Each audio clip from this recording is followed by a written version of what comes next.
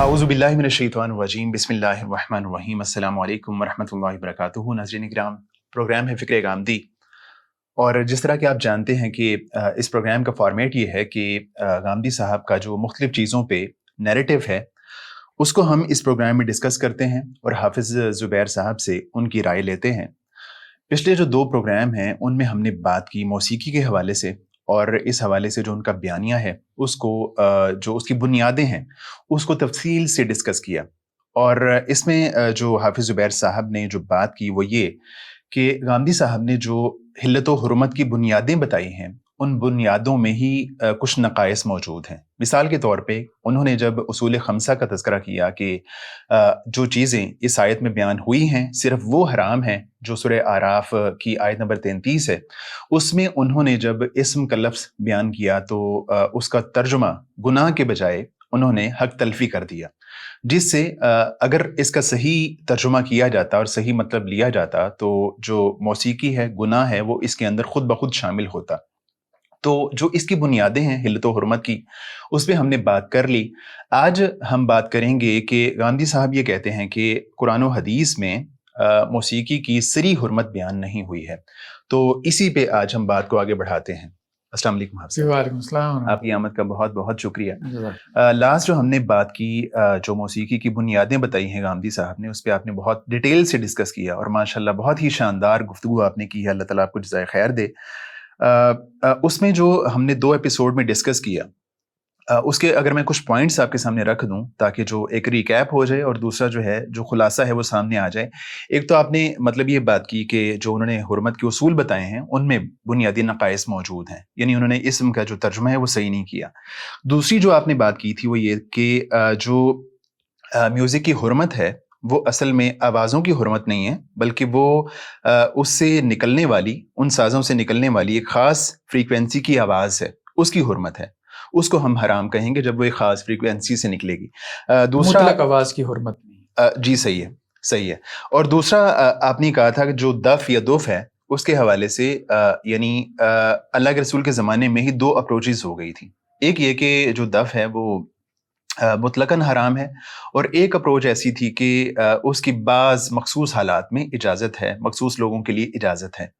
तो मैं समझता हूँ कि ये मतलब हमारी जो पिछली बात थी उसका एक मुख्तसर सा एक रिव्यू है और ख़ुलासा है। तो आज जो हमने बात करनी है वो ये कि गांधी साहब ये कहते हैं कि इसकी सरी हुर्मत मौसीकी की, म्यूज़िक की हुर्मत बयान नहीं हुई है, ना कुरान में, ना अहादीस मुबारका में। तो क्या आपसे सवाल ये, पहला सवाल ये है कि क्या इसकी सरी हुर्मत बयान हुई है कुरान या हदीस में, या बयान नहीं हुई है? बिस्मिल्लाहिर्रहमानिर्रहीम। देखें, 2 चीज़ें थी। लास्ट हमारे एपिसोड में तो ये था कि उन्होंने कहा था कि जी हुर्मत के जो उसूल हैं, एक तो उन्होंने उसके मैदानों का तज़किरा किया था कि वो ख़ोर व नोश के बाब में हैं, ठीक है। लेकिन हमने कहा था कि ये इस तरह से इसको हुर्मत को महदूद करना ये मुनासिब नहीं है।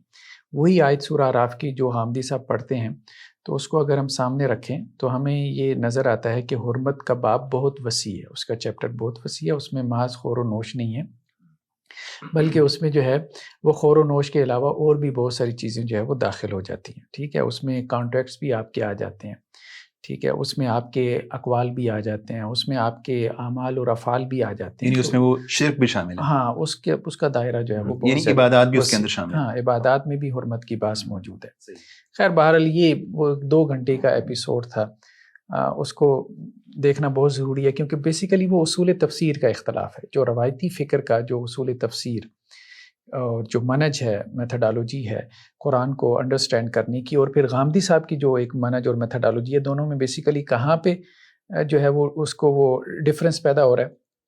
और फिर जो अहले सुन्नत का ये जो रवायती जो मनहज है, अप्रोच है कुरान फ़हमी की, तो वो मतलब किस तरह से उसकी बुनियादी जो है वो बहुत ज़्यादा सॉलिड है। खैर बहरहाल, दूसरी चीज़ जो है वो बहस आ जाती है अब तफ़सीर की। वहाँ उसूल तफ़सीर की बहस थी, यहाँ तफ़सीर की बहस आ गई। 4 आयात हैं जिनको मौसीकी की हुर्मत के हवाले से अहले सुन्नत के यहाँ या हमारी दीनी रवायत में बयान किया जाता रहा, या कुछ अहादीस से भी इस्तेदलाल किया जाता अब रहा। सब उससे पहले अगर मैं आपसे ये पूछूं कि जिस तरह वो कहते हैं कि किसी भी चीज़ की हुर्मत के लिए یا تو وہ یعنی اصول خمسہ میں سے ہو یا اس کی صریح حرمت بیان ہوئی ہو.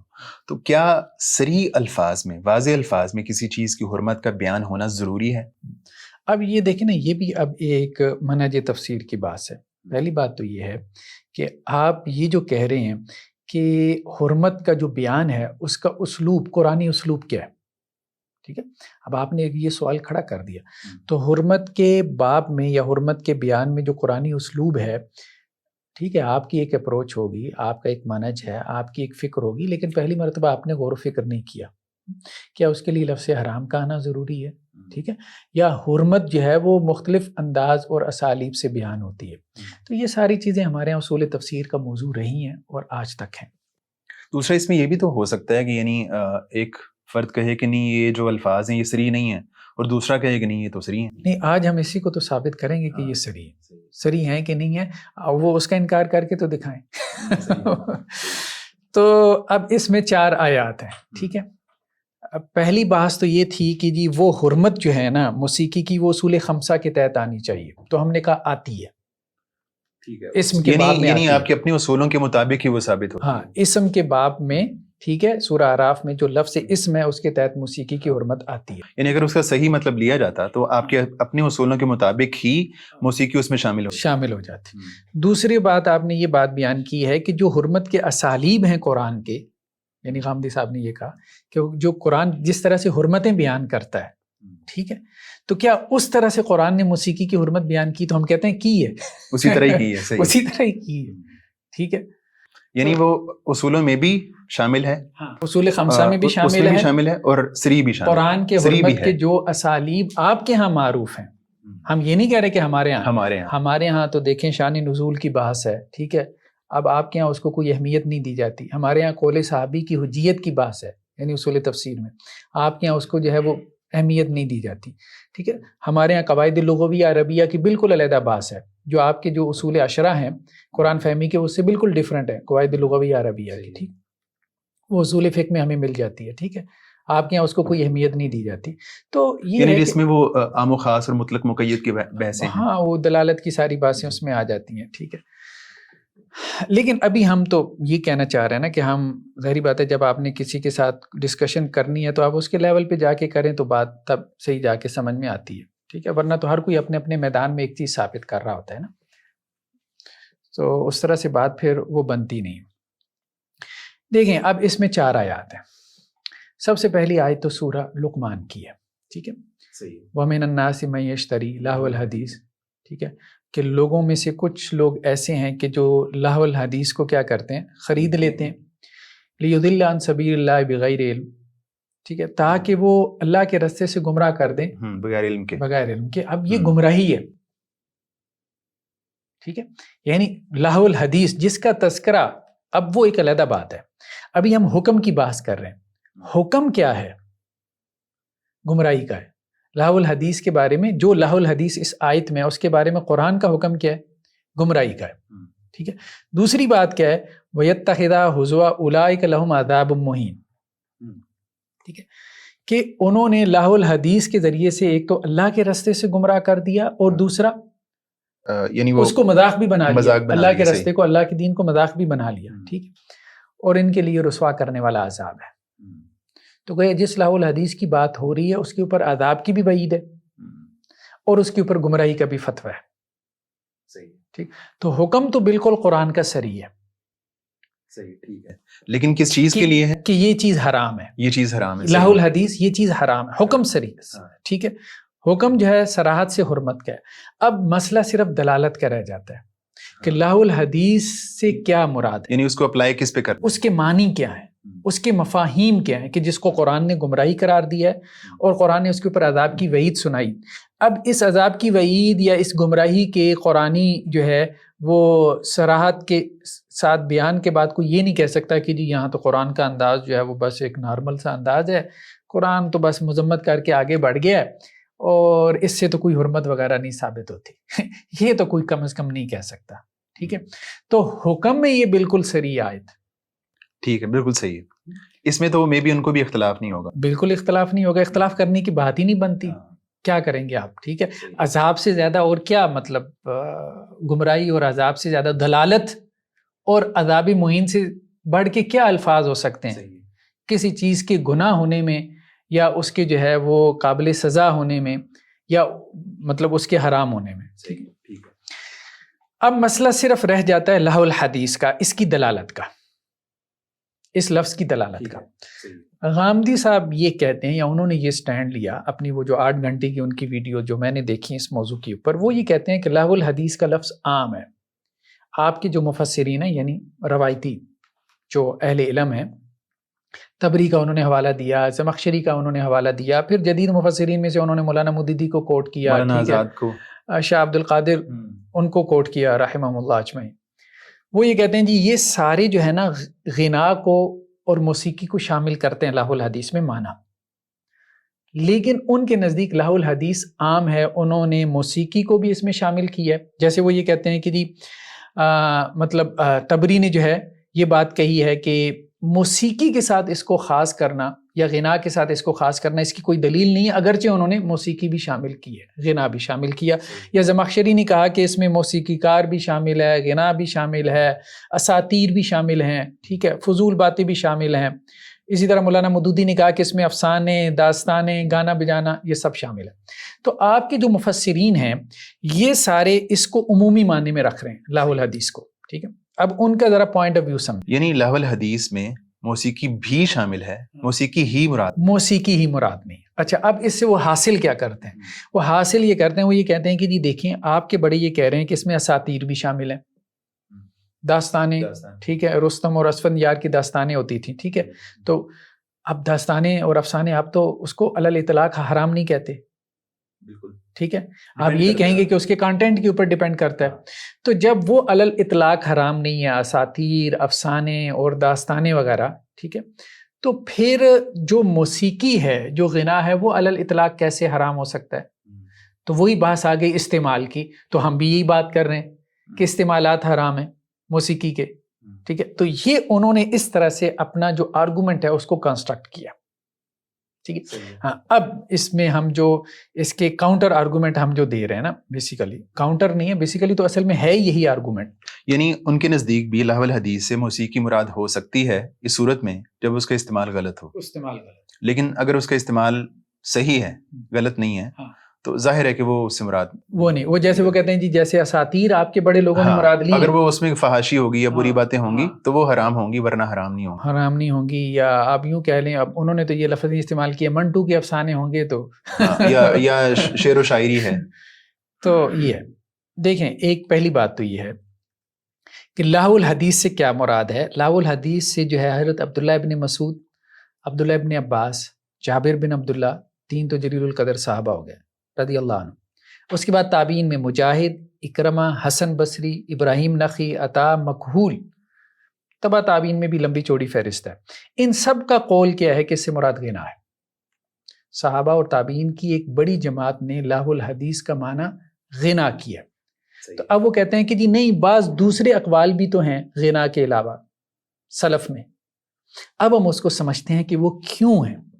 بیسیکلی دیکھیں، نہیں تو حب صاحب یہاں پہ ایک سوال یہ ہے کہ اگر ان کے نزدیک وہ غنا تھا بھی تو مے بی وہ یہ کہیں گے کہ اس سے بھی مراد اس کا استعمال ہی ہوگا. اس کا استعمال، وہ تو یہی کہتے ہیں نا.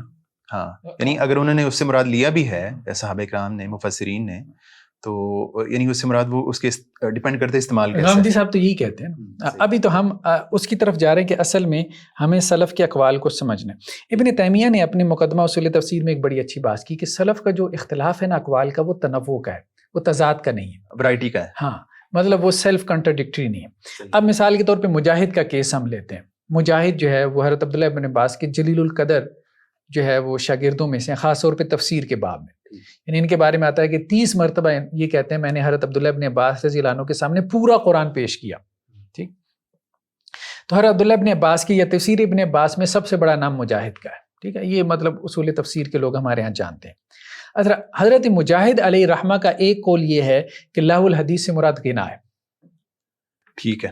دوسرا قول ان کا یہ ہے کہ لہو الحدیث سے مراد طبل ہے، انہی کا. اچھا، انہی کا قول ہے. ٹھیک ہے، صحیح.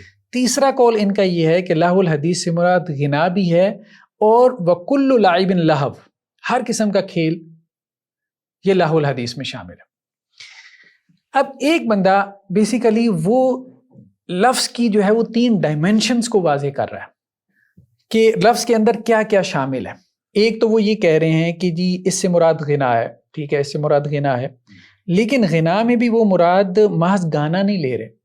جیسے غنا کا لفظی معنی تو گانا ہے، وہ گانا نہیں مراد لے رہے، وہ اس کو بعض دوسرے اقوال میں اسپیسیفائی کر رہے ہیں، یعنی وہ اعلی موسیقی بھی مراد لے رہے ہیں. وہ غنا سے مراد لے رہے ہیں کہ غنا سے ہماری مراد ہے اعلی موسیقی، طبل.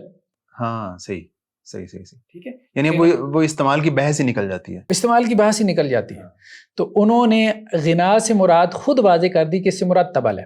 اچھا، تیسرا جو ان کا قول ہے نا کہ اس سے مراد کیا، الغنا وکل لعب لہو، یعنی غنا سے مراد تو طبل ہے اور ہر قسم کا جو کھیل ہے وہ بھی لہو میں شامل ہے. تو اس سے مراد کیا ہے، جو طبل کی طرح کا ہو، جو طبل کے اثرات پیدا کرے.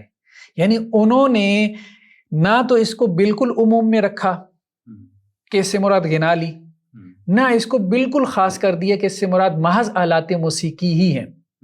انہوں نے کہا بھئی دیکھو بات یہ ہے کہ ایک تو یہ ہے کہ غنا اس سے مراد آلات موسیقی ہیں، اور دوسرا آلات موسیقی کی طرح کا کوئی بھی کھیل جو اثرات آلات موسیقی پیدا کرتے ہیں اس طرح کے اثرات اگر کوئی اور کھیل پیدا کر رہا ہے تو لفظ میں اتنا عموم ہے کہ آپ اس کو اس میں شامل کر سکتے ہیں. صحیح. اچھا، اب اس کو ہم ایک اور طرح سے سمجھتے ہیں کہ سلف میں سے، بلکہ انہوں نے بھی، غامدی صاحب نے بھی اس کا حوالہ دیا، ضحاک اور یحییٰ بن سلام، ان کا قول یہ ہے کہ لہو الحدیث سے مراد شرک ہے. اچھا، اس سے مراد شرک ہے. شرک ہے. صحیح. اب دیکھیں بات اتنی کلیئر ہے. یہ انہوں نے کیوں کہا کہ اس سے مراد شرک ہے؟ وَمِنَ النَّاسِ مَن يَشْتَرِي لَهْوَ الْحَدِيثِ، شرک خریدتے ہیں. ہاں، لیکن اس سے تو اگر ہم مطلب بعض لوگوں نے شرک مراد لیا ہے تو اس سے تو ان کا بیانیہ مضبوط نہیں ہوتا کہ لہو الحدیث کے جو معنی ہیں وہ اتنے زیادہ ہیں. لہو الحدیث کے معنی اتنے زیادہ ہیں، لیکن ہم نے یہ بات جو شروع میں کی ہے نا کہ سلف کے جو اقوال ہوتے تھے اس میں یعنی تنوع ہوتا تھا، کنٹرڈکشن نہیں ہے. کنٹرڈکشن نہیں ہے. یہ جو بعد والے مفسرین نے بات بیان کی اور غامدی صاحب نے بھی اس کو اٹھایا اور بہت کھول کے بیان کیا، جی دیکھیں جی اساطیر، ٹھیک ہے، اساطیر کا تذکرہ ملتا ہے، لونڈیوں کا بھی تذکرہ ملتا ہے کہ نضر بن حارث گانے بجانے والی لونڈیاں لے آیا تھا. غامدی صاحب نے بھی اس کا ذکر کیا، لیکن اس کا بھی ذکر آپ کو سیرت کی روایتوں میں مل جاتا ہے کہ جی اسفندیار اور رستم کے قصے لے آئے تھے ایران سے. ٹھیک ہے، تو وہاں سے یہ قول آیا کہ جی اساطیر بھی جو ہے اللہ کے رسول صلی اللہ علیہ وسلم کے قرآن کے مقابلے میں سنائی جاتی تھی. تو وہ یہ کہتے تھے کہ جی محمد صلی اللہ علیہ وسلم کی اساطیر یعنی دیومالائی قصوں کی طرف جانے کے بجائے ہم سے یہ قصے سن لو، یعنی قرآن سننے کے بجائے ہم سے یہ قصے سن لو. تو قصہ گو بھی میدان میں آ گئے تھے، موسیقی کار بھی تھے. تو اب غامدی صاحب یہ کہتے ہیں کہ جی موسیقی کاروں کے ساتھ ٹھیک ہے وہ بھی آئے تھے، قصہ گو بھی آئے تھے، تو قصہ گو کو تو علی اطلاق آپ حرام نہیں کہہ رہے. ہم یہ کہہ رہے ہیں کہ بیسیکلی آپ انالیسس کریں کہ قصے کون سے تھے. اسفندیار اور رستم کے قصوں میں جو کچھ بیان ہو رہا تھا، جو کانٹینٹ تھا، وہ وہی ہے جو آپ کو گریک مائتھالوجی میں اور ہندو مائتھالوجی میں ملتا ہے. صحیح، یعنی اس میں ولگیرٹی تھی. نہیں، ولگیرٹی کے علاوہ خداؤں کا جو ایک کانسیپٹ ہوتا ہے، سپر نیچرل قسم کی جو ایک دیومالائی قسم کی مخلوقات ہوتی ہیں. جیسے دیکھیں ہر مذہب نے اپنا ایسا لٹریچر پیدا کیا. ہندوؤں میں بھی آپ کو خداؤں کا ایسے قصے ملتے ہیں، ٹھیک ہے، ان کے دیوی دیوتاؤں کے. گریک مائتھالوجی میں یہ زیوس تھا، فلاں تھا، ڈمکان تھا. ٹھیک، یہی ایرانی جو ہے ان کی مطلب جو مذاہب وہاں پہ آئے تو انہوں نے بھی اپنے جو بھی ایک ہیرو ورشپ ہوتی ہے، تو انہوں نے اپنے ہیرو ورشپ میں ایک تخیلاتی قسم کے جو ہے وہ سپر ہیروز پیدا کیے اور ان کے قصے اور کہانیاں جو ہے وہ معروف کی، جس میں ان کے پاس خدائی طاقتیں ہوتی تھیں. وہ خدا کے ساتھ جو ہے وہ اس دنیا کی تخلیق میں، اس کی کریشن میں اور اس کی تدبیر میں شریک کار ہوتے تھے. جیسے ہمارے آپ ایک اور آسان مثال سمجھے، ہمارے یہاں تصوف کی جو روایت ہے اس میں آپ کو ایسے قصے نہیں مل جاتے جہاں وہ خدا کا شریک بنا رہے ہوتے ہیں حضرات صوفیاء کی ایک جماعت کو. تو ہر مذہب میں جو ایک انحراف پیدا ہوا ہے، ٹھیک ہے، وہ آسمانی مذہب بھی تھا، تو وہاں ایسے قصے پیدا ہوئے ہیں کہ جن قصے اور کہانیوں میں، اب دیکھیں نا مشرکین مکہ کو ان قصے اور کہانیوں سے کیا دلچسپی تھی، کیونکہ وہ بھی تو اپنے بتوں کے حوالے سے ایسی باتیں بیان کر رہے تھے. ٹھیک ہے، تو وہ بیسیکلی دیومالائی قصے اور کہانیاں تھیں اسفندیار یا رستم کے حوالے سے، کہ جس طرح سے یہ اپنے بتوں کو خدا کے ساتھ کریشن میں ایک پارٹنر ٹھہراتے تھے مشرکین مکہ. تو اسی طرح کی باتیں ان کو وہاں کی اساطیر بھی مل رہی تھی، تو وہ اساطیر اٹھا کے لائے تھے. تو اگر اساطیر کی بات ہو بھی رہی ہے لاہ الحدیث میں. تو اس سے مراد مطلقاً اساطیر نہیں ہے، اس سے مراد وہ اسپیسیفک اساطیر ہیں جنہیں مائتھالوجی، جسے ہم مائتھالوجی آج کل کی زبان میں کہتے ہیں. ٹھیک ہے، تخیلاتی قسم کی جو ہے وہ دیوتاؤں کے حوالے سے پیدا کی گئی جو ہے وہ اساطیر اور قصے اور کہانیاں اور افسانے، یہ بیسیکلی وہ لے کے آئے تھے. تو متعین طور پہ دیکھیں لاہ الحدیث میں آپ موسیقی لیں یا آپ اساطیر لیں تو دونوں مطلب طور پہ حرام ہیں. جن اساطیر کی بات ہو رہی ہے جو وہ لے کے آئے تھے، اب مطلب یہ اس کے اوپر جو ہے وہ آپ رسفت اور اسفند یار کے جو قصے آپ یہ نکال کے دیکھ لیں. ٹھیک ہے، ہمارے ہاں بعد میں فردوسی جو ہے انہوں نے بھی اس میں سے کچھ حصہ جو ہے وہ نقل کیا ہے. ٹھیک ہے، تو اس کے علاوہ بھی آپ کو مل جاتا ہے. تو وہ قصے کہانیاں کیا ہیں؟ وہی دیومالائی قصے ہیں، وہ مطلقاً ممنوع ہیں، اس میں تو استعمال کی بحث ہے ہی نہیں. تو اس لیے لاہ الحدیث کے جتنے مصداقات ہمیں سلف کے یہاں ملتے ہیں، سلف نے اس کو شرک کیوں کہا؟ کیونکہ وہ قصے کہانیاں ساری تھا ہی شرک. مطلب آج ہمارے جو سلفی حضرات ہیں جو تصوف کی کتابوں سے ایسے قصے کہانیاں نکال کے لاتے ہیں تو کیا کہتے ہیں؟ وہ اس کو قصے کہانیاں تھوڑا کہتے ہیں، وہ تو یہ کہتے ہیں کہ بھئی یہ تو ساری شرک سے بھری ہوئی قصے کہانیاں ہیں. اسی طرح ہندو مائتھالوجی ہے، ہندوؤں کی ہے، تو وہ بیسیکلی تھا ہی سارا شرک. تو اس لیے یحییٰ بن سلام اور ضحاک سے یہ جو قول ملتا ہے نا، یہ بیسیکلی ان قصے کہانیوں کی اصلیت کو واضح کر رہا ہے. تو لاہ الحدیث کا جو مصداق ہمیں سلف میں مل رہا ہے بیسیکلی وہ ہے سارا ممنوعات میں سے. مجھے یعنی ایک چیز یہاں پہ میں سمجھ نہیں پایا کہ یعنی آپ کے نیریٹو میں اور غامدی صاحب کے بیانیہ میں یہاں پہ فرق کیا ہوگا؟ کیونکہ وہ بھی تو یہی بات کرتے ہیں کہ وہ جو اساطیر ہیں یا داستانیں ہیں تو اس کے استعمال کی ہی بات ہے. ہم استعمال کی بات نہیں کر رہے نا، ہم یہ کہہ رہے ہیں کہ وہ اساطیر ایسی نہیں تھی کہ جیسے ہمارے یہاں نسیم حجازی کے ناول. اچھا ٹھیک ہے، تو استعمال کی بات اس میں آ نہیں گئی. یعنی اگر وہ اساطیر ایسی نہیں تھی، وہ اساطیر فی نفسی ہی ممنوع تھیں. وہ اساطیر وہ تھیں کہ جو شرکیہ قصے اور کہانیاں تھیں، یعنی ان کا کانٹینٹ ہی شرک پر مبنی تھا. وہ دیومالائی قصے تھے جو انہوں نے اپنے ہیروز کے حوالے سے، سپر ہیروز کا جو ایک کانسیپٹ ہوتا ہے ہر مذہب کے اندر، ٹھیک ہے، تو مشرکین مکہ وہ قصے اور کہانی اسی لیے لے کے آئے تھے کیونکہ یہ اپنے دیوتاؤں کے حوالے سے ساری ایسی باتیں پیدا کر کے بیٹھے ہوئے تھے، لات منات اور عزا کے حوالے سے.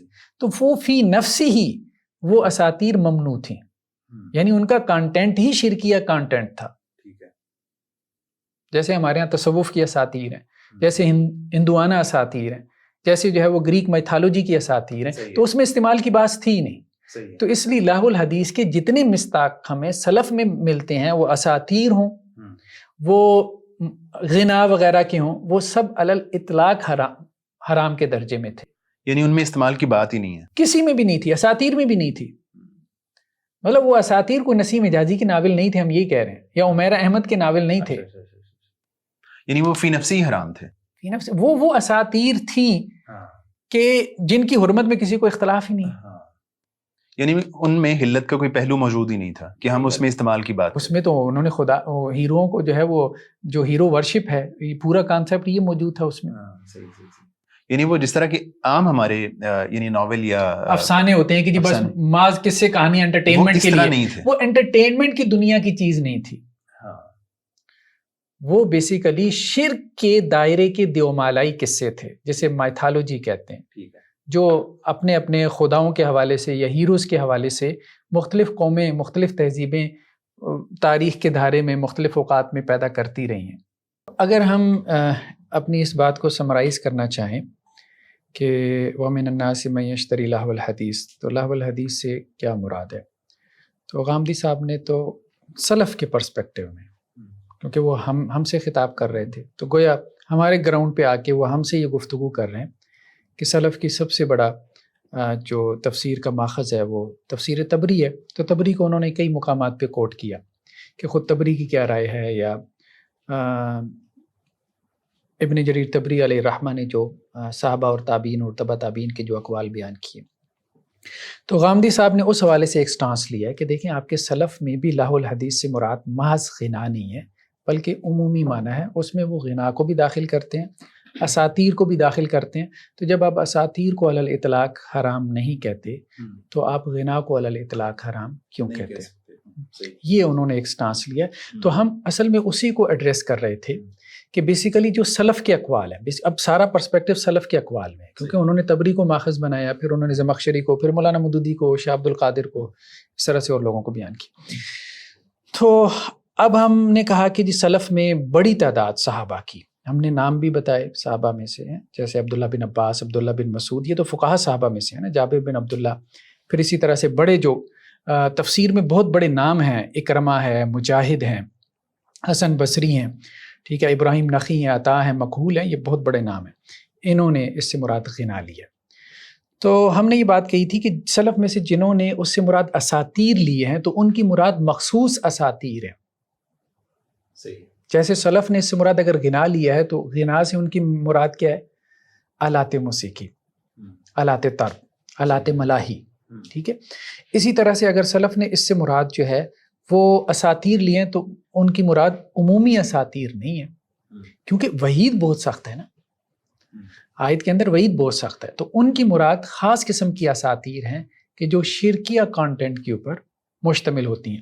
تو اس لیے اب یہ جو ایک سٹانس لے رہے تھے غامدی صاحب کہ جی دیکھیں لہو الحدیث کا معنی عام ہے، ٹھیک ہے، اس میں اساطیر بھی شامل ہیں اور اس میں غنا بھی شامل ہے. تو جب آپ اساطیر کو علی الاطلاق حرام نہیں قرار دے رہے تو وہ دوسرے، تو ہم یہ کہہ رہے ہیں کہ اس میں نہ تو اساطیر علی الاطلاق مراد ہیں، نہ علی الاطلاق اس میں غنا مراد ہے.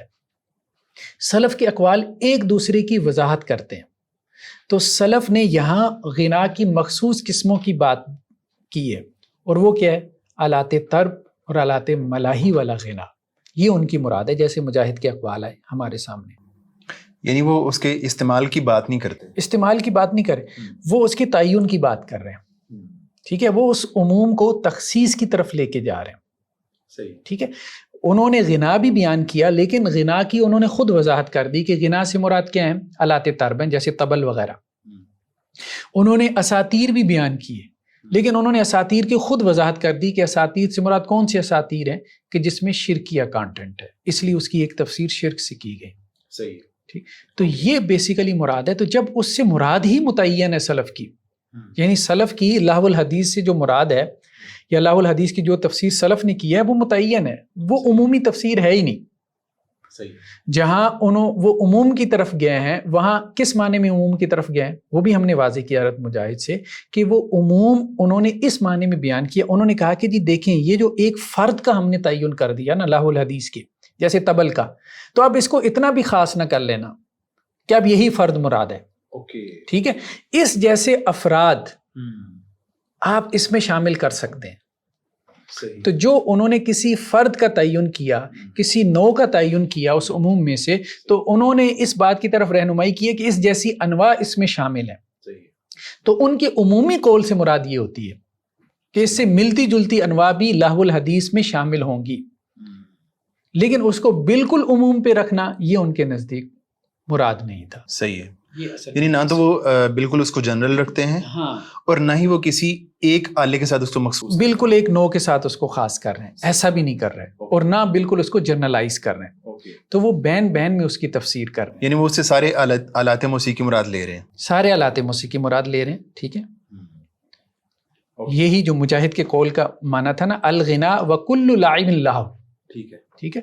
تو وہ یہ بھی نہیں کہہ رہے کہ ہر کھیل کیسے حرام ہو سکتا ہے، ظاہری بات ہے. تو وہ مراد یہ رہے کہ بھئی غنا کا تذکرہ کر دیا تو غنا سے ملتا جلتا جو بھی کھیل ہے وہ بھی اس میں شامل ہے. اور غنا کی انہوں نے خود تفسیر کر دی کہ طبل.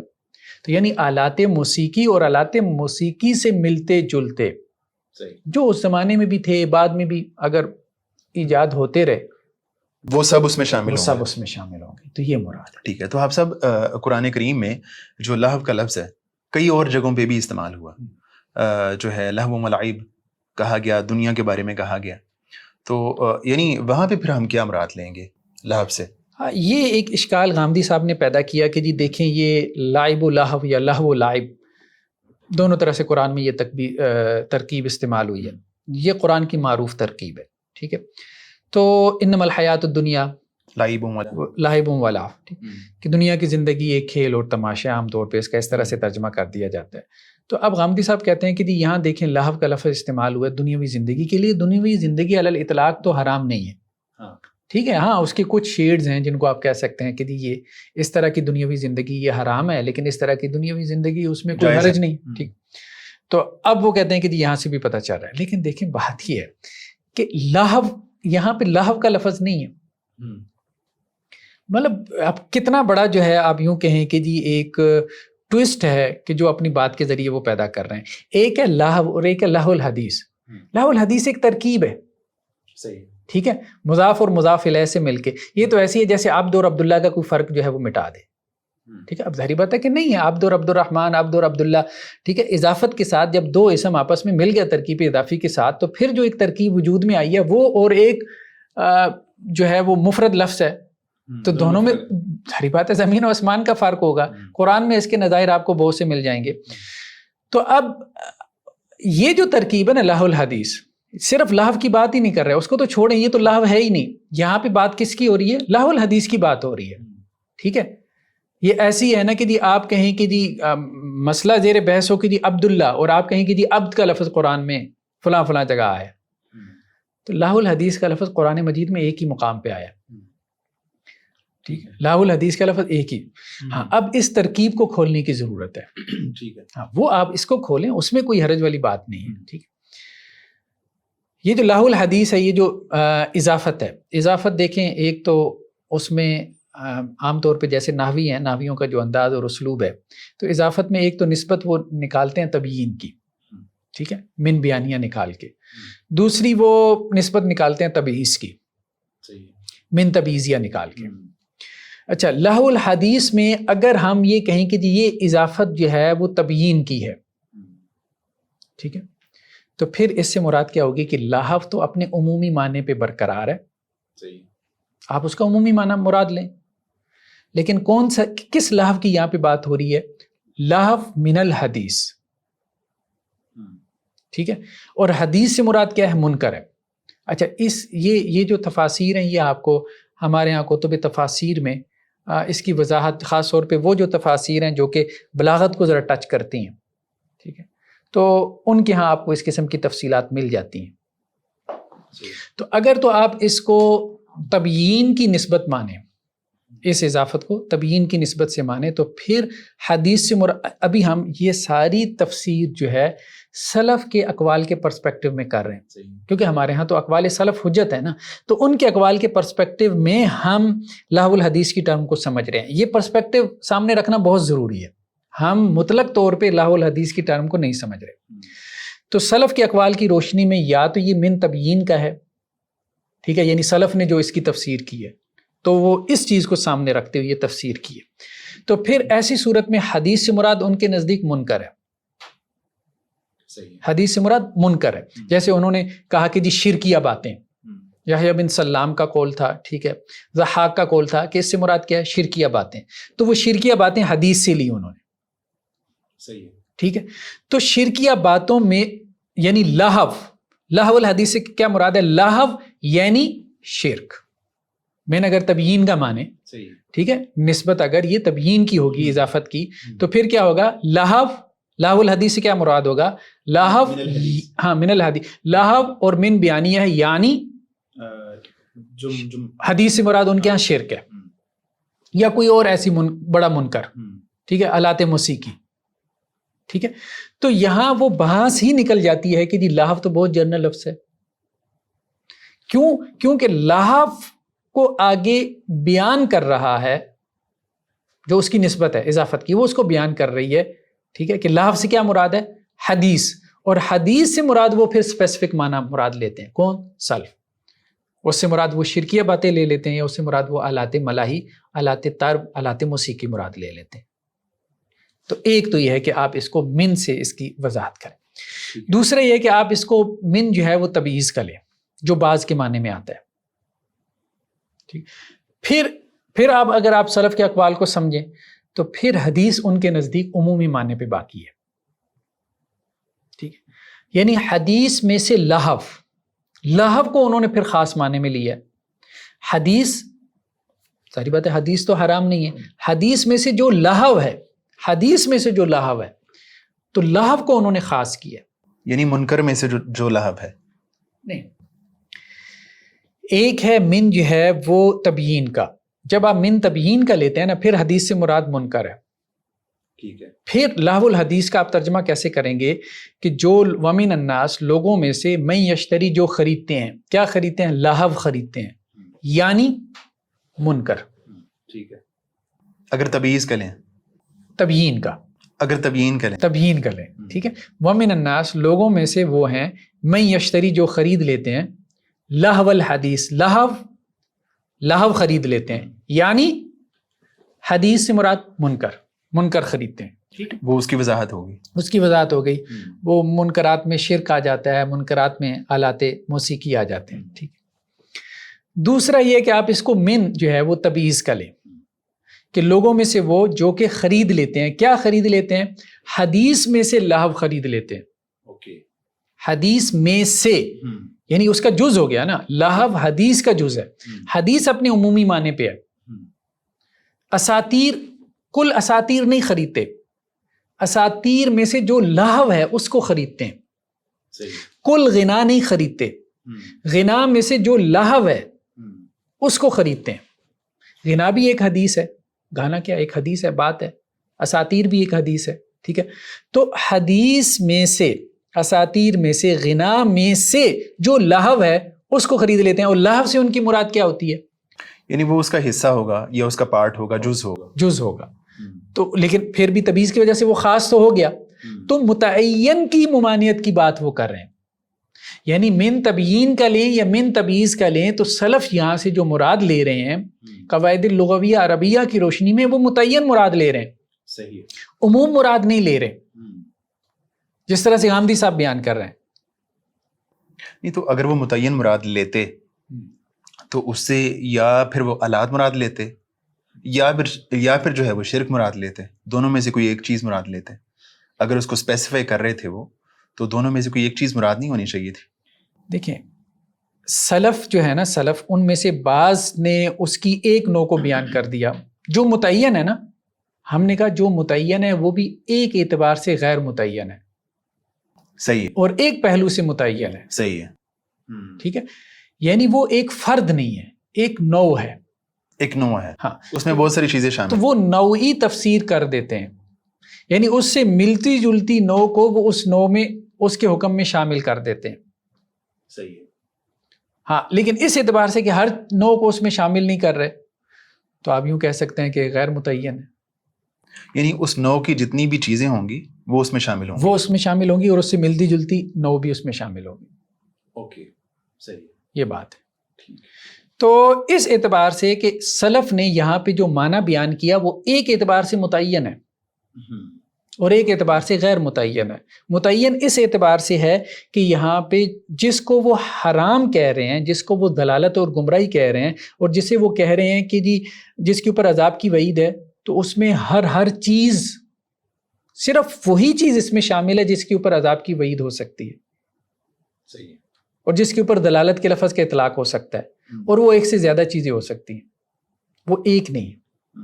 تو اس لیے یہاں پہ یہ بات کرنا کہ وہ یہ کہہ رہے ہیں کہ جی بہت عمومی معنی مراد ہے اور پھر اطلاق کی بات ہے اور استعمال کی بات ہے, وہ لمبی چوڑی اپنی توجیحات ہیں. بٹ ٹھیک ہے, لوگ توجیحات کرتے رہتے ہیں, لیکن سلف کا یہ مراد نہیں ہے جس طرح سے غامدی صاحب اس کو بیان کرتے ہیں. یعنی اگر آپ اس کو جنرل میننگ میں رکھیں بھی تو آپ اس کو آلات موسیقی کو اس سے نکال نہیں سکتے. آلات موسیقی کو اس سے نکال نہیں سکتے اور آپ ہر چیز کو اس میں داخل بھی نہیں کر سکتے. آلات موسیقی کی یا کوئی بھی اور چیز, مطلب جیسے دیکھیں نا, وہ یہ کہتے ہیں آلات موسیقی بھی ہیں, اساطیر بھی ہیں. ہم یہ کہتے ہیں ٹھیک ہے آلات موسیقی ہیں, اساطیر بھی ہیں, لیکن اساطیر وہ جو آلات موسیقی کی طرح ممنوع ہیں. صحیح. یا اساطیر کے علاوہ آپ نے کچھ اور بھی اس میں ڈالنا ہے تو صرف وہی چیز اس میں داخل ہوگی جو کہ حرمت کے دائرے میں داخل ہوگی. یہ مراد, یہ سلف کی مراد ہے. تو حافظ صاحب مطلب جو لہو الحدیث ہے اس پہ کافی ڈیٹیل سے آپ کی رائے آ گئی ہے. اس کے بعد جو غامدی صاحب ایک اور آیت سے استدلال کرتے ہیں وہ جو سورہ اسراء کی آیت نمبر 64 ہے, تو اس سے بھی یعنی بعض لوگ موسیقی مراد لیتے ہیں, لیکن وہ دوبارہ پھر وہی بات کرتے ہیں کہ آپ جو ہے نا اس سے اسپیسیفک موسیقی مراد لے نہیں سکتے. تو اس پہ آپ کے کیا کمنٹس ہیں؟ دیکھیں اس میں وہ جو آیت ہے سورہ اسراء کی, یہ بنی اسرائیل کی, وَاسْتَفْزِزْ مَنِ اسْتَطَعْتَ مِنْهُمْ بِصَوْتِكَ, واجلب علیہم بخیلک ورجلک. اب اس کا غامدی صاحب نے کیا ترجمہ کیا کہ ان میں سے جس پر تیرا بس چلے تو اپنے غوغا سے انہیں گھبرا لے. یعنی شیطان کی بات ہو رہی ہے، ابلیس کی بات ہو رہی ہے کہ اللہ تعالیٰ اسے یہ کہہ رہے ہیں کہ جس کے اوپر تیرا بس چل رہا ہے تو ان کو پھسلا لے اپنے شور و غوغا سے، یعنی اپنے پیچھے لگا لے انسانوں میں سے، ٹھیک ہے، میں بھی دیکھ لوں گا. اب غامدی صاحب حواشی میں کیا لکھتے ہیں جی، یہ اس شور و غوغا کی طرف اشارہ ہے جو شیطان کے اٹھائے ہوئے لیڈر، رہنما، دانشور اور مذہبی پیشوا حق اور اہل حق کے خلاف ہمیشہ برپا کیے رہتے ہیں. ہر زمانے میں حق اور اہل حق رہے ہیں. تو اب کچھ لوگ جو ہے وہ شیطان کے اٹھائی ہوئی لیڈر ہوتے ہیں، رہنما ہوتے ہیں، دانشور ہوتے ہیں، مذہبی پیشوا ہوتے ہیں جو شور و غوغا پیدا کر دیتے ہیں، تو اس کو ان کی آواز کہا گیا. دیکھیں یہاں جو لفظ ہے وہ صوتک کا لفظ ہے.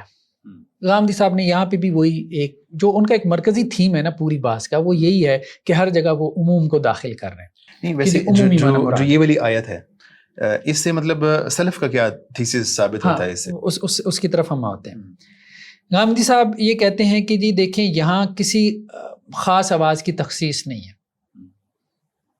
شیطان یا ابلیس کو مخاطب کر کے کہا گیا کہ تیری آواز، ٹھیک ہے.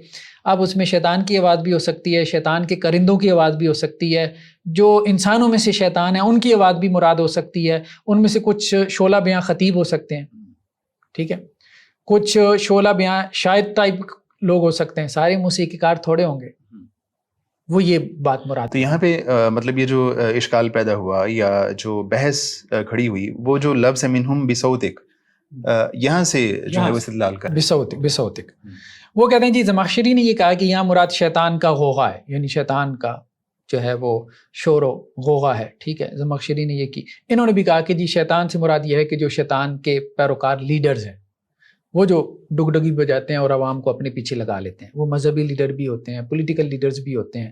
یہ بیسیکلی ان کی آواز کی بات ہو رہی ہے جو اللہ اور اس کے رسول کی آواز کے مقابلے میں ہوتی ہے، اور وہ لوگوں کو اللہ اور اس کے رسول کی طرف جانے کے بجائے اپنے پیچھے لگا لیتے ہیں. جیسے وہاں پہ مشرکین مکہ تھے، شور و غل مچا کے لوگوں کو قرآن کی طرف جانے سے روکتے تھے اور اپنے پیچھے لگا لیتے تھے. اس میں اپنی شاعری، اپنی خطابت یا جو بھی ان کی سکل آپ کہہ لیں، اس کو وہ استعمال کرتے تھے اپنی آواز کی.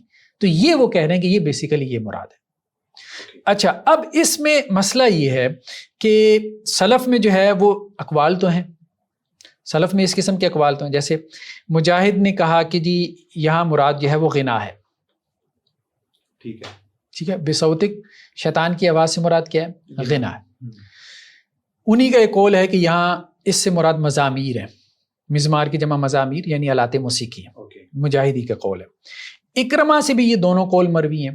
ایک قول ان کا یہ ہے کہ اس سے مراد غنا ہے، دوسرا یہ کہ مزامیر ہے. ہم نے کہا کہ اصل میں ان کا دوسرا قول پہلے قول کی تفسیر کرتا ہے کہ غنا سے مراد مطلقاً غنا نہیں ہے بلکہ آلات موسیقی ہے، ٹھیک ہے. حسن بصری نے کہا کہ اس سے مراد مزمار ہے، یا انہوں نے کہا ایک قول ان کا یہ بھی ہے کہ دف مراد ہے یا دف مراد ہے. ضحاک کا بھی یہ قول ہے کہ اس سے مراد مزمار ہے، وہی آلہ موسیقی ہے. حضرت ابن عباس رضی اللہ عنہ سے مروی ہے کہ ہر وہ پکار جو اللہ کی معصیت کی طرف لے جائے.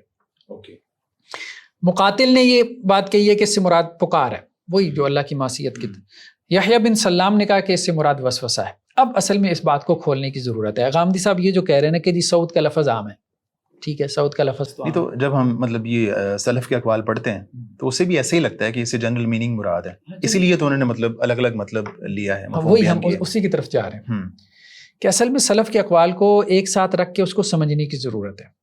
ٹھیک ہے، پہلے تو ہم لفظ کو کھولتے ہیں نا. صوتک، صوت کا لفظ تو عام ہے. صوت سے مراد آواز ہے. آواز شاعری کی بھی ہو سکتی ہے، خطابت کی بھی ہو سکتی ہے، موسیقی کی بھی ہو سکتی ہے. یہاں تک تو بات ٹھیک ہے. لیکن یہ آواز کیا انسانی آواز ہے؟ اللہ تعالیٰ کس کو خطاب کر رہے ہیں؟ ابلیس کو، شیطان کو. خطاب تو اس کو ہے. وَاسْتَفْزِزْ مَنِ اسْتَطَعْتَ مِنْهُمْ، ٹھیک ہے، مطلب مخاطب وہ ہے نا، من استطاعت، ضمیر حاضر ہے. من استطاعت منہم بصوتک، وہاں بھی کاف ضمیر خطاب کی ہے، ٹھیک ہے. تو مخاطب جو ہے وہ تو آپ کا ایک ہی ہے، ابلیس ہے. اب ایک اعتبار سے آواز متعین ہے مخاطب کے اعتبار سے، ٹھیک ہے.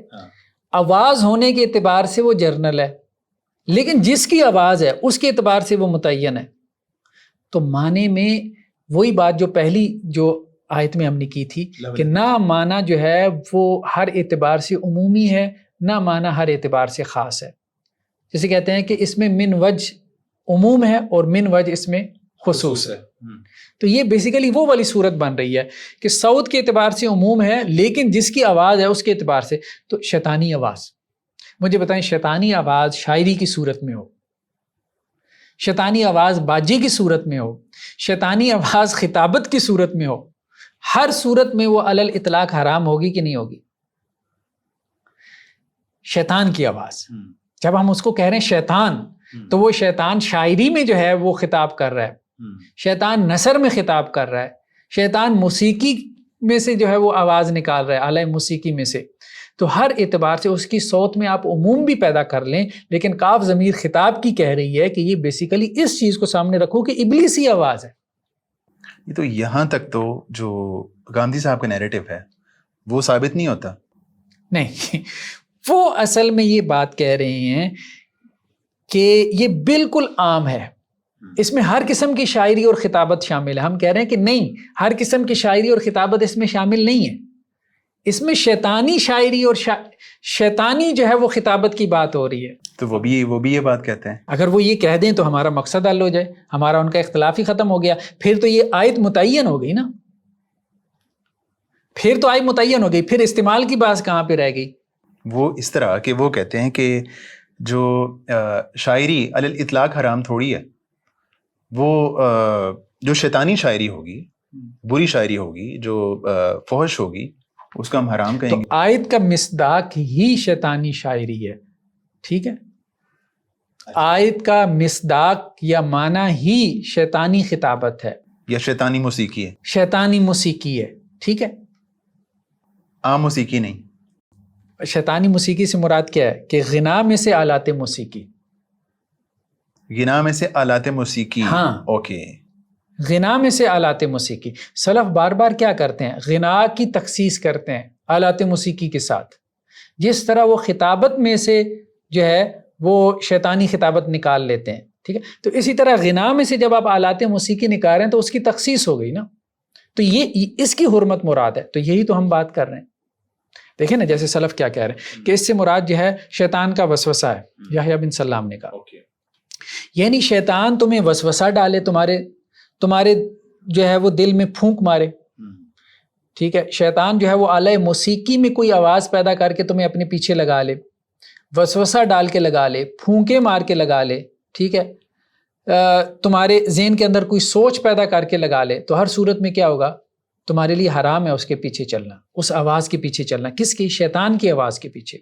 تو سلف جب کہہ رہے ہیں کہ اس سے مراد غنا ہے، اور غنا میں سے بھی وہ تخصیص کر دی انہوں نے آلات موسیقی، یعنی وہ جو ہے اس کو غنا پہ جنرل نہیں رکھتے، اس کو اسپیسیفائی کر دیتے ہیں مزمار سے آلات موسیقی سے. آلات موسیقی سے یہ مراد ہے. تو اب غامدی صاحب نے اصل میں ایک بات اور پیدا کر دی. انہوں نے کہا جی دیکھیں، یہ جو شیطان کی جنگ ہے کیا صرف موسیقی سے لڑی جاتی ہے؟ شیطان تو اپنی جنگ جو ہے وہ خطابت سے بھی، شاعری سے بھی لڑتا ہے. ٹھیک ہے، جو شیطانی قوتیں طاقتیں، بات تو ٹھیک ہے، شاعری اور خطابت بھی جو ہے وہ دین سے ہٹانے کے لیے استعمال ہوتی ہے. ٹھیک ہے، بڑے بڑے خطیب بعض اوقات جو ہے وہ لوگوں کو اللہ کے دین سے ہٹا دیتے ہیں، گمراہ کر دیتے ہیں. چونکہ وہ خود مذہبی پیشوا بھی جو ہے وہ بعض گمراہ ہو سکتے ہیں، اس میں کوئی ایسی بات نہیں.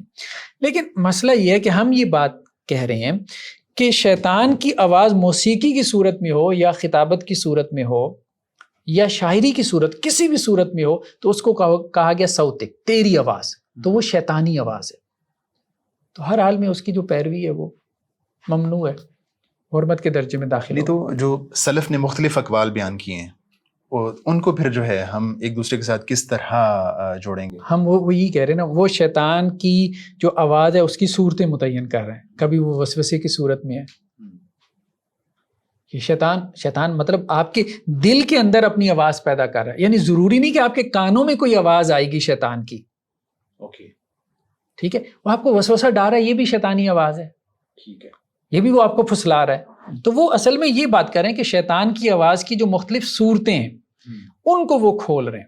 یعنی وہ جو نو ہے شیطانی آواز کی، شیطانی صوت کی، اس کی وہ صورتیں بیان کر رہا ہے. وہ مزمار بھی ہے، کبھی وہ اپنی آواز اعلی موسیقی میں پیدا کر رہا ہے، کبھی وہ اپنی آواز آپ کے دل میں پیدا کر رہا ہے وسوسے کے ذریعے سے، کبھی آپ کے دماغ میں سوچ کے ذریعے سے پیدا کر رہا ہے اپنی آواز. یہ مراد. ٹھیک ہے. اس کے بعد اس آیت کی بھی کافی ڈیٹیل سے وضاحت ہو گئی ہے. تو اس کے بعد غامدی صاحب نے جو سورہ نجم کی آیت 60 اور 61 ہے وہاں سے بھی مطلب جو عام لوگوں نے موسیقی مراد لیا ہے، یعنی وہاں کہا گیا وَتَضْحَكُونَ وَلَا تَبْكُونَ وَأَنْتُمْ سَامِدُونَ. تو سامدون کی تفسیر میں یعنی بعض جو مفسرین ہیں وہ موسیقی کی طرف گئے ہیں. تو غامدی صاحب نے بھی پھر اس آیت کو موضوع بحث بنایا اور انہوں نے ثابت کیا کہ نہیں، اس سے اسپیسیفکلی موسیقی مراد نہیں ہو سکتی. یہ بات انہوں نے ہر جگہ کی ہے. جیسے دیکھیں اب یہاں اکرمہ سے ایک تو روایت ہے، اور یہ سارے اقوال غامدی صاحب نے بھی بیان کیے ہیں، لیکن بہرحال انہوں نے اس کا اتنا احسان نہیں کیا جتنا ہم کر رہے ہیں کہ کافی سارے لوگوں سے اصل میں وہ اقوال ہے. لیکن بہرحال سامدون سے حمیری زبان میں مراد کیا ہے؟ غنا ہے. ٹھیک ہے، یہ اکرمہ نے کہا. حمیر مطلب قرآن چونکہ مختلف قبائل کی لغت میں نازل ہوا، اس پہ ہم نے وہ قرات کے حوالے سے بھی گفتگو کی تھی. تو بہرحال خمیر کی لغت میں اس سے مراد جو ہے وہ غنا ہے. قتادہ، حسن بصری، سعید بن جبیر، ابن زید، ان سے بھی مروی ہے کہ سامدون سے مراد غافل ہے. اب پھر مطلب ایک دوسری تفسیر آ گئی، یہ تنوع ہے. ابن عباس سے ایک معنی ہے غنا کا اور دوسرا غفلت کا ہے. اب پھر دیکھیں کہ ایک ہی سلف میں سے ایک ہی صحابی، ایک ہی تابعی سے دو تفسیریں مراد ہوتی ہیں. کبھی وہ ایک تفسیر کر رہے ہیں، کبھی دوسری کر رہے ہیں. تو یہ کیا ہے؟ اصل میں وہ اپنی پہلی تفسیر کو دوسری کے ذریعے سے کھول رہے ہیں. ٹھیک ہے. اب سلف نے کوئی پیراگرافس میں تھوڑی تفسیر کی ہے، وہ تو ایک لفظ بیان کر دیتے تھے، ایک لفظ سے ایک لفظ کی تفسیر کر دیتے تھے، مطلب بہت اختصار کے ساتھ. وہ اس چیز کو پسند نہیں کرتے تھے کہ ہم اللہ کی کتاب کو جو ہے وہ ایسے جیسے اب ایک آیت کی جو 4 صفحوں میں تفسیر ہو رہی ہے، وہ 4 صفحے بھائی کہاں سے لے آئے ہو؟ تمہارے اوپر وہی نازل ہوئی ہے. اب تو ہمارے یہی صورت حال ہے نا. تدبر قرآن بھی 8 جلدوں میں ہے، اور بھی ہمارے ہاں جو روایتی تفسیریں ہیں وہ بھی 8 10 جلدوں میں ہیں. سلف کا یہ طریقہ کار نہیں تھا. سلف کہتے تھے بھائی لفظ کا معنی بس کافی ہے. مطلب آپ نے اللہ کا معنی اور مفہوم جاننا ہے تو ایک لفظ کا معنی بس کافی ہے. باقی جو ایک لفظ کی تفسیر میں آپ 4 صفحے لکھ رہے ہیں تو 4 صفحے کہاں سے لے آئے ہو؟ یہ تو آپ کے اندر سے آ رہا ہے. لفظ سے تو 4 صفحے نہیں نکل سکتے. یعنی وہ نارملی جو ہے اس کی جو تفسیر لغوی کرتے تھے نا. ٹھیک ہے. اب وہاں پہ مسئلہ پیدا ہوتا ہے نا، وہ تو پیراگرافس میں نہیں کرتے تھے. یہ بھی ایک بہت اہم مسئلہ ہے. اصل میں تفسیر کا اصل اسلوب تو یہی ہے. یہ تو ہمارے ہاں متاخرین کا رواج نکل پڑا ہے کہ ایک آیت کی تفسیر میں 4 اور 8 10 صفحے جو ہے وہ ہم لگا دیتے ہیں. ظاہری بات ہے اس کو تفسیر پہ رائے کہیں، سیدھی سی بات ہے. لفظ میں سے 4 صفحے کہاں سے نکالیں گے؟ قرآن کے ایک لفظ میں سے 4 صفحے کہاں سے نکل ہی نہیں نکل سکتے. وہ احادیث ٹھیک ہے، وہ احادیث بھی کتنی بیان کرتے ہیں ہم. چلیں باہر، ابھی ہمارا یہ موضوع نہیں ہے. ہاں ہم یہ کہہ رہے ہیں حضرت ابن عباس سے رضی اللہ عنہ ایک معنی ہے سامدون کا کہ اس سے مراد غنا ہے. ٹھیک ہے، کہ وہ گانے بجانے میں مشغول ہے. دوسرا معنی غفلت ہے. تو کیا مراد ہے؟ مراد یہ ہے کہ یہاں مراد گانا بجانا ہے. اور گانا بجانا کیوں مراد ہے؟ کیونکہ اس سے غفلت ہوتی ہے، اللہ سے غفلت پیدا ہوتی ہے. ٹھیک ہے. اچھا، دونوں ہی معنی درست ہیں. ضحاک ان سے یہ مروی ہے کہ اس سے مراد لہو لعب ہے. ٹھیک ہے. بعض سلف نے یہ بھی کہا کہ یمنی زبان میں اس سے مراد آلات ملاحی یعنی آلات موسیقی ہے، یمن کی زبان میں. ٹھیک. مجاہد جو ہیں ان سے ایک اور تفسیر ملتی ہے کہ جی تمہاری پیشانی جو ہے نا اس پہ سلوٹیں پڑی ہیں، یعنی تم تکبر کر رہے ہو. وان تم سامدون، تم متکبر ہو. ایک معنی کھڑے ہونے کا بھی کیا گیا. لیکن اس سے بھی مراد کیا ہے؟ تکبر سے اعراض کرنا، یعنی گانا بجانا جو کہ اعراض پیدا کرتا ہے، گانا بجانا جو کہ غفلت پیدا کرتا ہے. تو یہ اس کے نتائج کو ڈسکس کر رہے ہیں. کبھی سلف کسی لفظ کا معنی جو ہے وہ بیان کرتے ہیں اپنی تفسیر کے ذریعے، اور کبھی اس معنی سے زیادہ اہم چیز اس کا نتیجہ ہوتا ہے. نہیں تو اگر وہ والے نتائج پیدا نہ کر رہا ہو تو پھر اس کو جائز کہیں گے؟ اصل بات یہ ہے کہ اس کا معنی ہے یا نتیجہ ہے. ٹھیک ہے. تو وہ یہ کہہ رہے ہیں کہ معنی تو یہ ہے اور اس معنی میں لازم طور پہ یہ نتیجہ پیدا ہو جاتا ہے. تو اس سے بھی آپ اس کا معنی کر سکتے ہیں، جسے ہم لازم معنی کہتے ہیں. منطق کے اندر یہ ہوتا ہے نا کہ ایک جو ہے وہ معنی جیسے لازم معنی کہتے ہیں. تو سامدون سے ہم اس کا معنی وہ والا کر سکتے ہیں؟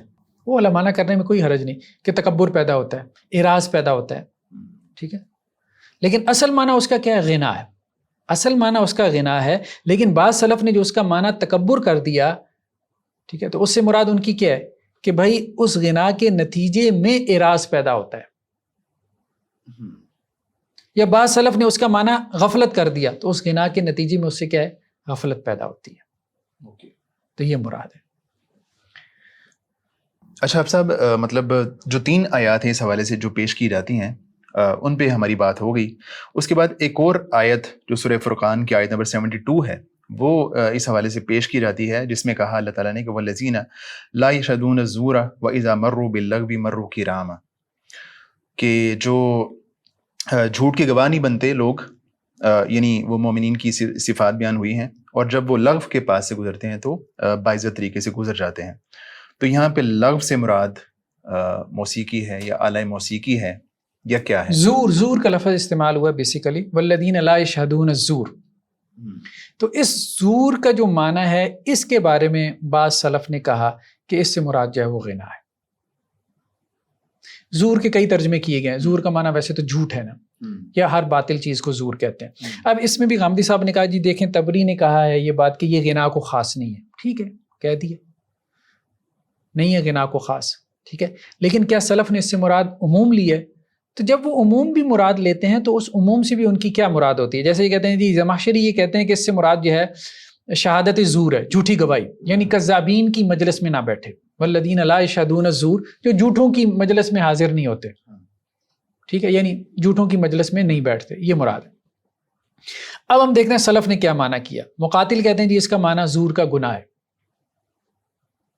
ٹھیک ہے، آپ گناہ معنی کر سکتے ہیں، تو موسیقی تو ان کے نزدیک ویسی گناہ ہے روایتی فکر میں یعنی مجلس موسیقی میں نہیں بیٹھتے، والذین لا یشہدون الزور، جھوٹ کی مجلس میں نہیں بیٹھتے، موسیقی کی مجلس میں نہیں بیٹھتے، ٹھیک ہے، باطل مجلس میں نہیں بیٹھتے، موسیقی بھی ان کے نزدیک باطل ہے، تو وہ ایک استدلال تو کر رہے ہیں، اب یہ تو مانیں، ان کا استدلال تو بنتا ہے کیونکہ اس کو باطل سمجھ رہے ہیں، جھوٹ سمجھ رہے ہیں، ٹھیک ہے، گناہ سمجھ رہے ہیں۔ اچھا اسی طرح ضحاک، حسن بصری، یحییٰ بن سلام، انہوں نے کہا اس سے مراد شرک ہے، شرک کی مجلس میں نہیں بیٹھتے، ٹھیک ہے، شرک بھی جھوٹ ہے، اللہ کے اوپر ایک طرح کا جھوٹ ہے۔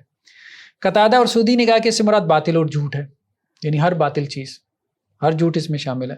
قتادہ نے اس سے یہ بھی مراد لی کہ جھوٹی گواہی وہ بھی اس میں آ گئی۔ مجاہد نے اس کا معنی غنا کیا ہے، ٹھیک ہے۔ ضحاک، طاؤس، ابو العالیہ اور ربی وہ کہتے ہیں جس سے مراد مشرکین کی عید ہے، کیونکہ اس میں بھی شرک ہے، اللہ کے اوپر جھوٹ ہے۔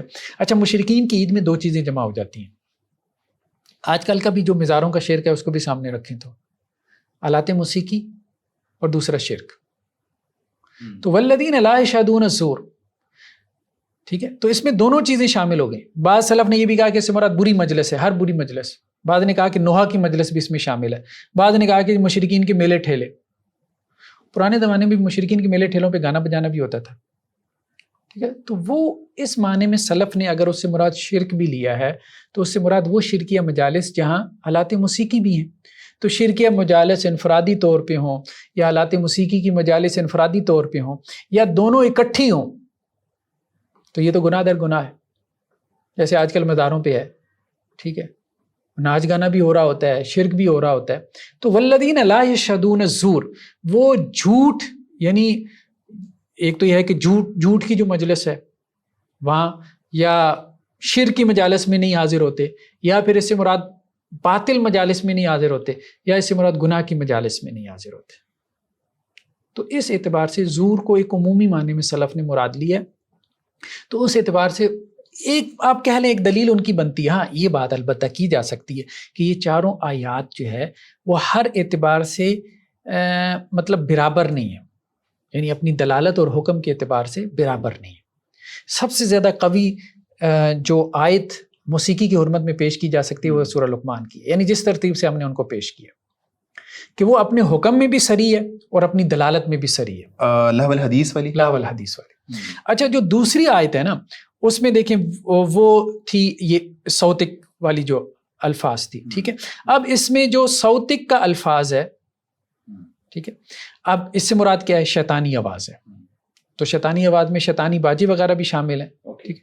تو آیت اپنے سیاق و سباق کے اعتبار سے صراحت سے اس بات پہ دلالت کر رہی ہے کہ شیطانی آواز جو ہے اس کی اتباع حرام ہے. تو حکم جو ہے حرمت کا ہے، وہ سری ہے. یعنی شیطانی آواز کے پیچھے چلنا ظاہر بات ہے کوئی نہیں کہے گا کہ جی چلنا چاہیے. یعنی اگر اس کا آپ جنرل میننگ مراد لیں بھی تو اس میں وہ اعلیٰ موسیقی یا آلات موسیقی نہیں، شامل دو چیزیں دیکھیں، ایک ہے حکمت اور ایک ہے دلالت. وہ یہ کہتے ہیں کہ جی آپ ہمیں یہ بھی بتائیں کہ جی حکم سری ہے آیت کا، اور یہ بھی بتائیں کہ لفظ کے اپنے معنی پہ دلالت بھی سری ہے. ٹھیک ہے، تو ہم یہ کہہ رہے ہیں کہ لاہ الحدیث والی آیت میں حکم بھی سری ہے، عذاب مہین کی وعید ہے، ساتھ میں اس کو دلالت کا ٹیگ بھی لگا دیا، اور جو لفظ لاہ الحدیث کی دلالت ہے وہ بھی سری ہے. صحیح. ٹھیک ہے. ہاں، یہ جو دوسری آیت ہے نا، وَاسْتَفْزِزْ مَنِ اسْتَطَعْتَ مِنْهُمْ بِصَوْتِكَ وَأَجْلِبْ عَلَيْهِمْ بِخَيْلِكَ، اس میں حکم تو سری ہے کہ شیطانی آواز کے پیچھے نہیں چلنا. یہ تو سب کو سمجھ میں آ رہا ہے. کوئی یہ نہیں کہہ سکتا کہ جی نہیں، کوئی شیطانی آواز ایسی ہو سکتی ہے کہ جس کے پیچھے آپ چل سکتے ہیں. صحیح. ایسے کوئی نہیں کہہ سکتا. مذمت کا انداز ایسا ہی ہے کہ آپ نے شیطان یا شیطان کے پیروکار یا اس کا لیڈر جو بھی آپ مانا کر دیں، آپ نے اس کی اتباع نہیں کرنی. یعنی شیطانی آواز کے پیچھے نہیں چلنا، بھلے وہ شیطان انسانوں میں سے ہے. جو شیطانی آواز ہے اس کے پیچھے چلنا کون اس کو الاؤ کر سکتا ہے؟ یہ بات ہے اللہ اور اس کے رسول کی آواز کے مقابلے میں شیطانی آواز. تو حکم سری ہے کہ حکم حرمت کا ہے. ہاں، آپ یہ کہہ سکتے ہیں کہ صوتک کے لفظ کی جو دلالت ہے نا، یہ عمومی ہے. یہ عمومی ہے، یہ اتنی صراحت کے ساتھ نہیں ہے. صحیح. ٹھیک ہے. اس میں آپ کہہ لیں کہ جی آلات موسیقی کے علاوہ جو ہے اور بھی شیطانی آوازیں ہو سکتی ہیں، وہ مراد ہو سکتی ہیں. لاہ الحدیث میں مراد غنا ہی ہے یا اس سے ملتی جلتی انواع. یہاں تھوڑا سا عموم زیادہ ہے. صوتک میں صوت کا لفظ عام ہے، شیطان کی آواز وسوسے کی صورت میں ہو. اور جو اگلی دو آیات ہیں وَأَنْتُمْ سَامِدُونَ، وَأَنْتُمْ سَامِدُونَ میں دیکھیں کہ اس میں اسلوب جو ہے نا مذمت کا ہے، یعنی صراحت نہیں معلوم ہو رہی حرمت کی. ٹھیک ہے. اللہ تعالیٰ کہہ رہے ہیں تم ہنستے ہو، روتے نہیں ہو، اور تم گانے بجانے میں لگے ہو، غفلت میں پڑی ہوئی ہو. تو حرمت میں صراحت نہیں ہے، یہ بات ٹھیک ہے. ٹھیک ہے، لیکن اس سے استرشاد ہو سکتا ہے، استشہاد ہو سکتا ہے. ٹھیک ہے. استدلال ہو سکتا ہے، جسے ہم استدلال کہتے ہیں. ٹھیک ہے، اشارتاً استدلال ہو سکتا ہے. اور دوسرا یہ کہ دلالت اس کی سری ہے. سامدون سے مراد جو ہے وہ کیا ہے؟ کیونکہ صحابہ نے، اہل لغت ہیں جو سب سے بڑھ کے اہل لغت ہیں صحابہ، انہوں نے متعین کر دیا کہ اس سے مراد کیا ہے؟ غنا ہے. باقی جو انہوں نے غفلت وغیرہ کی بات کی تو انہوں نے اس لیے کی کہ اس کا نتیجہ غفلت ہے، اور غنا سے بھی مراد ان کی آلات موسیقی ہیں. تو یہاں دلالت سری ہے، حکم جو ہے وہ آپ یوں کہہ سکتے ہیں کہ جی حکم میں اتنی صراحت نہیں ہے. جو انداز بیان ہے، اسلوب ہے حکم کا، وہ اس طرح کا واضح ممانعت کا نہیں ہے، لیکن لفظ کے اپنے معنی پہ دلالت سری ہے. اچھا، یہ جو ہے نا آخری آیت، اس میں حکم اور دلالت دونوں جو ہے وہ عمومی ہے. حکم بھی عمومی ہے، والذین لا یشہدون الزور، ان کے بارے میں ایک بیان کا انداز ہے کہ وہ ایسا نہیں کرتے، یعنی کوئی وعید نہیں ہے. صحیح. کوئی صراحت کے ساتھ جو ہے وہ ممانعت نہیں ہے کہ یہ نہ کرو. اچھا، ممانعت کا ہونا ضروری نہیں ہے، یا لفظ حرام کا اطلاق ہونا ضروری نہیں. ہم نے کہا جیسے لاہ الحدیث والی آیت میں عذاب کی وعید سنا دی، یہ بھی حرمت کا بیان ہی ہوتا ہے کہ کسی فعل پہ عذاب کی وعید آ جو لا یشہدون الزور ہے، اس میں مطلب آلات موسیقی کو آپ شامل کر بھی سکتے ہیں اور نکال بھی سکتے ہیں. ہاں، اس میں آلات موسیقی کو نہیں نکال تو ہم نہیں سکتے، ظاہری بات ہے. ہم یہ بات کر رہے ہیں کہ اس میں آلات موسیقی کے علاوہ، جیسے غامدی صاحب کہتے ہیں نا، کہ اور بھی چیزیں داخل ہو جاتی ہیں، تو ٹھیک ہے. یہ بات جھوٹی مجلس بھی اس میں شامل ہے. ٹھیک ہے. والذین لا یشہدون الزور، کذابین کی مجلس بھی اس میں شامل ہے. ٹھیک ہے. جھوٹی گواہی بھی اس میں شامل ہے. اس میں ہر باطل مجلس شامل ہے، اس میں ہر گناہ کی مجلس شامل ہے. ٹھیک ہے. ٹھیک ہے. تو وہ اس میں سے ایک آلات موسیقی کی مجلس بھی ہے، وہ تو سلف نے بیان کیا ہے.